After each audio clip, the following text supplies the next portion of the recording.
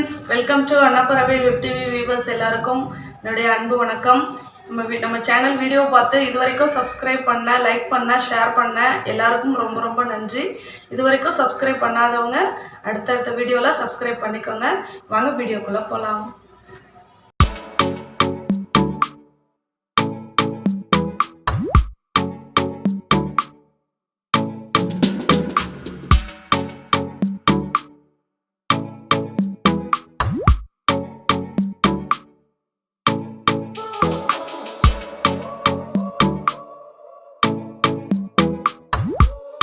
Hi viewers, இன்றைக்கி நம்ம வீடியோவில் வேர்க்கடலை பர்ஃபி எப்படி செய்கிறதுன்னு பார்க்கலாம்.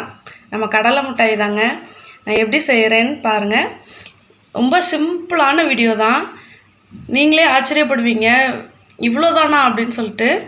வேர்க்கடலை 1/4 கிலோ. இன்றைக்கி நான் நாட்டு சர்க்கரையில் வேர்க்கடலை பர்ஃபி செய்ய போகிறேன். 2 ஏலக்காவும் சர்க்கரையும் சேர்த்து பொடி பண்ணி வச்சுருக்கேன். அவ்வளோதாங்க. இந்த 3 இன்க்ரீடியன்ட் தாங்க வேர்க்கடலை பர்ஃபிக்கு தேவை. சரி வாங்க, வேர்க்கடலையை நம்ம வறுத்துக்கலாம்.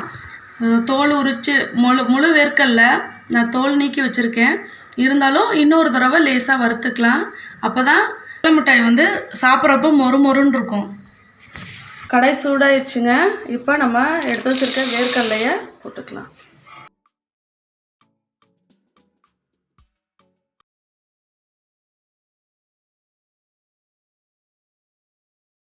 ஏன்னா பேக்கிங்கில் கொஞ்சம் வறுத்த வேர்க்கடலை தான் பேக்கிங்கில் இருக்கப்போ கொஞ்சம் ஈரப்பதமாக இருந்திருக்கும். அதை ஈரப்பதத்தை எடுக்கிறதுக்காக தான் ஒரு 2 நிமிஷம் வறுத்துக்கிறோம்.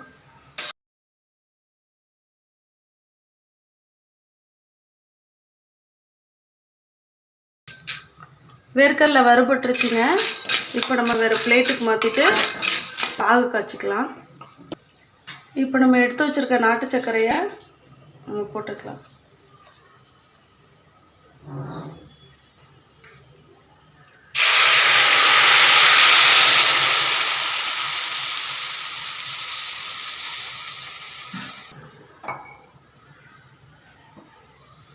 தேவையான அளவு தண்ணி சேர்த்துக்கோங்க.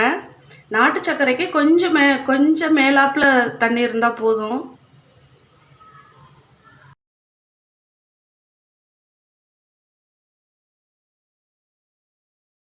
இப்படி ஒரு பிளேட்டில் தண்ணி வச்சுக்கோங்க. தண்ணி வச்சுட்டு ஒரு சொட்டு விட்டு பார்க்கணும்.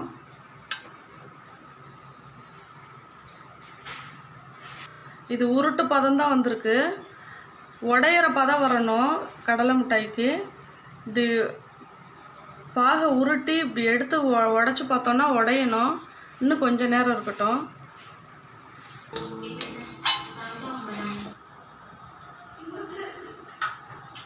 இப்போ பார்க்கலாங்க பாகு ரெடி ஆயிடுச்சான்னு.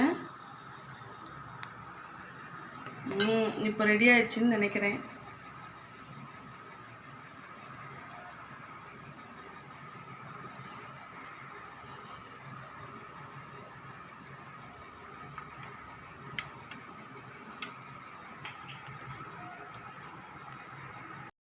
இப்போ பாகு ரெடி ஆயிடுச்சுங்க. இப்போ நம்ம இந்த ஸ்டேஜில் வேர்க்கடலையை போட்டு கிண்டிக்கலாம்.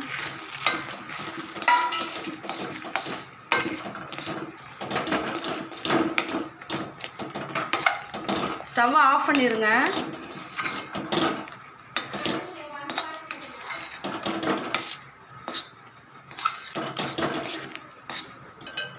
நம்ம எடுத்து வச்சுருக்க ஏலக்காய் சர்க்கரை அடித்து வச்சுருக்கோம்ல, இப்போ கொஞ்சமாக சேர்த்துக்கோங்க.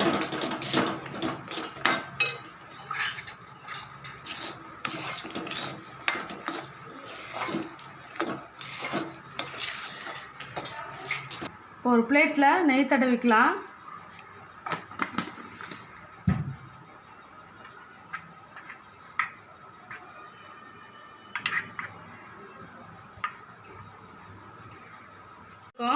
இப்போ நம்ம சுடவே எடுத்து கொட்டிடணும். கொஞ்சம் கூட ஆற விட்டுறாதீங்க. நம்ம எடுத்து கொட்டிடலாம்.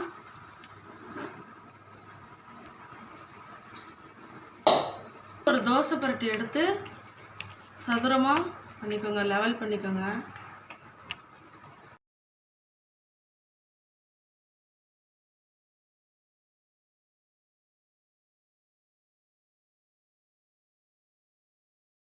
உங்களுக்கு ஈக்குவலாக வேணும்னா இது மாதிரி ஒரு பட்டர் ஷீட் எடுத்து மேலே தேய்ச்சி விடுங்க.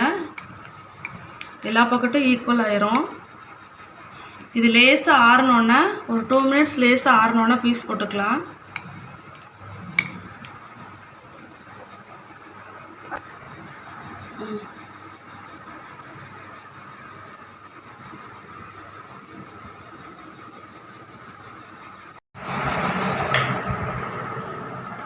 இப்போ லேசாக சூடு ஆறினோடனே நம்ம பீஸ் போட்டுக்கலாம். ஃபுல்லாக சூடு ஆறிடுச்சுன்னா ஹார்டாயிரும், கடல மிட்டாய் மொறுமொறுன்னு ஆயிரும். அப்போ பீஸ் போட முடியாது.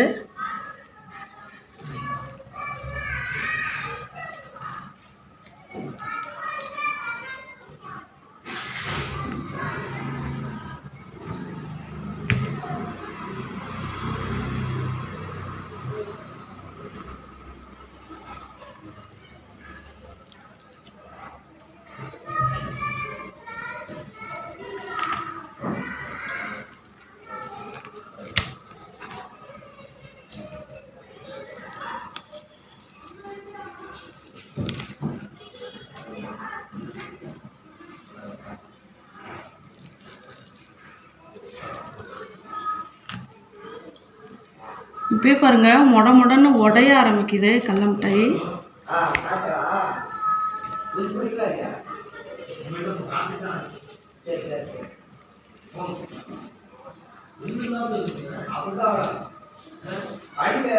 இது ஃபுல்லாக ஆறினோன்னே உங்களுக்கு பீஸ் எப்படி இருக்குன்னு காட்டுறேன்.